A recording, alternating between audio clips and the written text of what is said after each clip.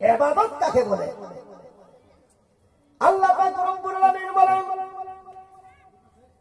কোন মানুষ যখন ফজরের আযান দিয়ে দিবে, এলাকার ভিতরে আযান দিয়ে দিবে, ফজরের নামাজ যখন পড়তে যায়, ফজরের নামাজ যখন আদায় করবে, আদায় করার পরে যখন রিজিকের তালাশে জমিনে যখন ছড়িয়ে পড়বে, আল্লাহ পাক রব্বুল আলামিন আল্লাহর নবীর মাধ্যমে বলেন, যেই বান্দা ফজরের নামাজ পড়ল, ফজরের নামাজ পড়ে জোহর আবার যখন নামাজ পড়তে আসবে, ফজর থেকে জোহর পর্যন্ত বাকি সময়টুকু নিজের সন্তানের জন্য, নিজের ব্যবসার জন্য যা কাটাবে, আল্লাহ পাক আল্লাহ নবীর মাধ্যমে বলে, নবী গো আপনি জানিয়ে দেন তার বাকি সময়টুকু নেকি দ্বারা পরিপূর্ণ করে দিলাম।